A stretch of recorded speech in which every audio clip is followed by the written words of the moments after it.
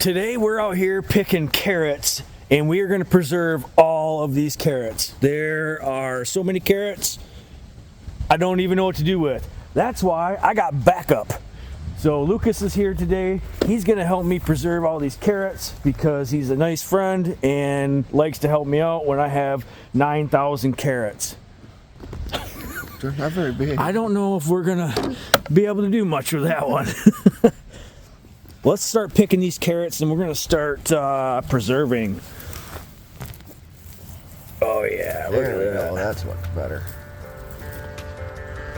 Yeah, those are nice ones. Oh yeah, that's better. There you go. That'll be a hog for you. Wow. That's a dinger right there.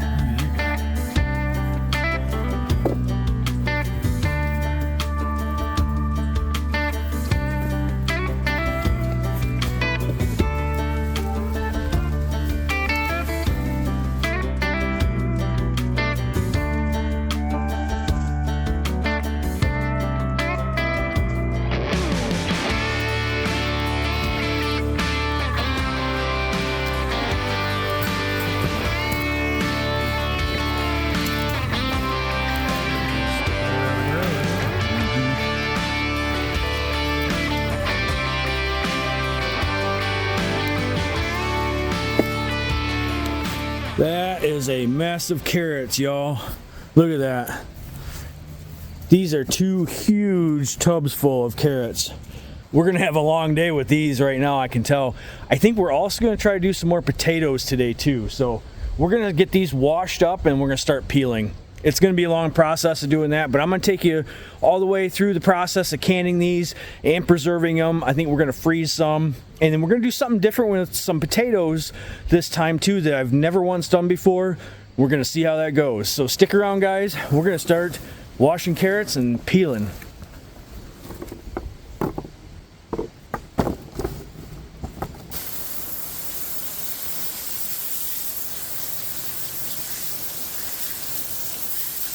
So all we're doing here is taking our carrots, popping the tops off, put them on a little screen, rinse them down good, and we still got a whole lot of carrots here.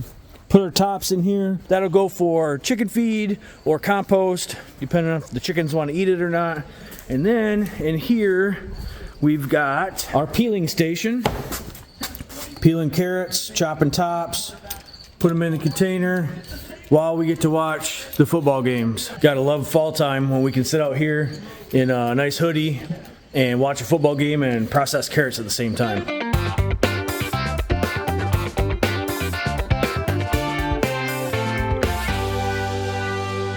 Hey, I wanted to show you guys a couple things here real quick. See these long carrots like that? You wanna know how to grow long carrots? Look at some of these. Look at that carrot right there, guys. The only way you can grow these like this is if you broad fork your soil before you plant. That's how you get real long, nice, straight carrots like this. I cannot stress enough that you need to broad fork your soil. That's how you get a carrot that big. Broad fork your soil. While we're still peeling carrots over here, Candace started dicing up some of our carrots, and we're gonna start packing these jars and getting this canner ready.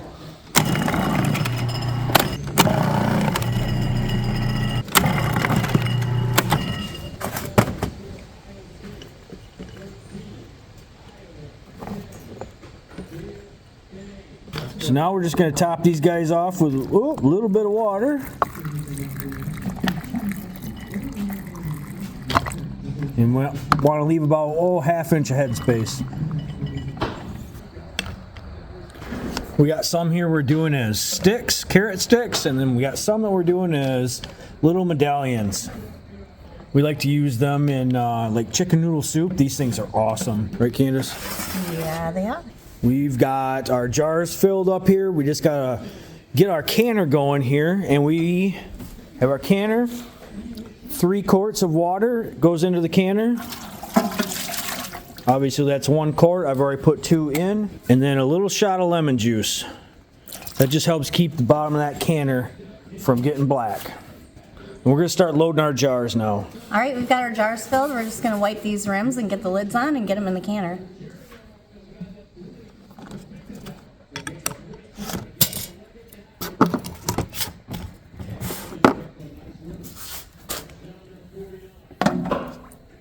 Make sure that you have your separator on the bottom of your canner before you start canning as well.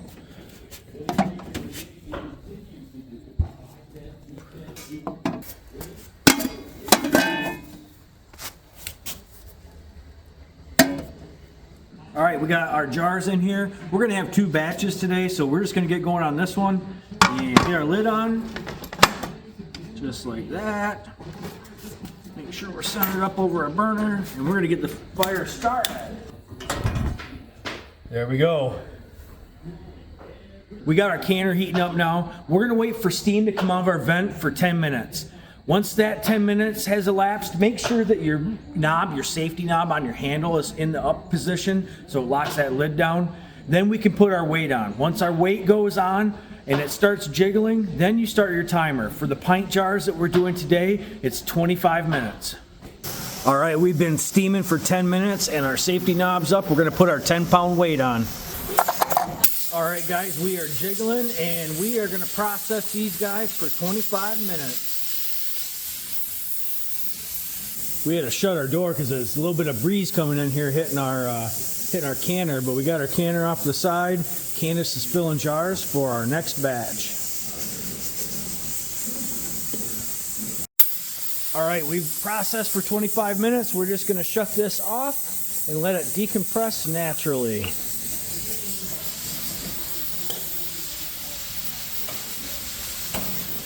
All right, our canner is decompressed, our button's down. We're gonna take our weight off and we're gonna remove this lid. Oh yeah, look at that. Yeehaw. Oh yeah, these, it smells just like carrots right now. Look at that. Sizzling.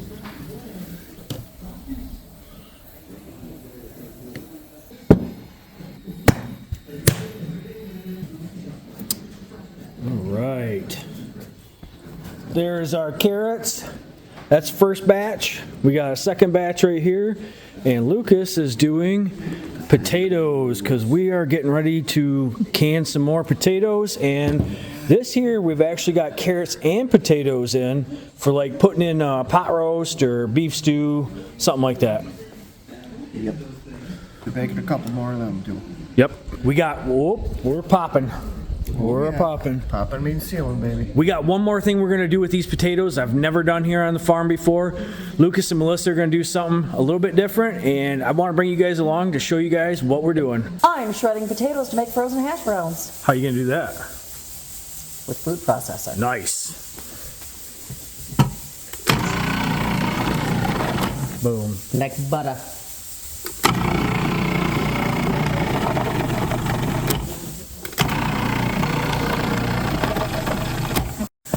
You know what? I was gonna fill that bowl with water so we can soak them a little bit. Get some of the starch out of them.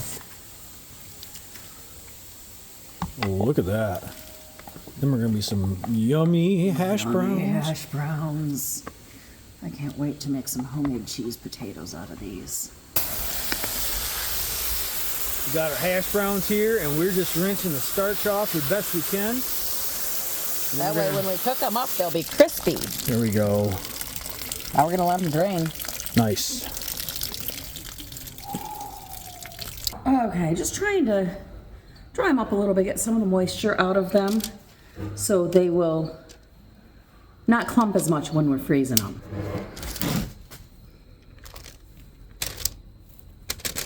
Boy, them look good. I'm so excited to have these with breakfast soon. Yes. Actually, these would go good inside the breakfast burritos too. Oh, yeah. Didn't you say you like to make cheesy potatoes with them? I have my yeah. grandmother's recipe that I made. So we're going to flash freeze these, right? Yes, we are going to. And it's not like flash freezing some of the other veggies that we've done. They don't have to be just one thin layer Okay. because Could They're basically chunk them off into a exactly, we're just bag gonna or break something. off chunks to put in freezer bags, label them, and then ready to use whenever you want them. I'm excited to give this one a try. Too. We've got some right up here. Perfect. Beautiful.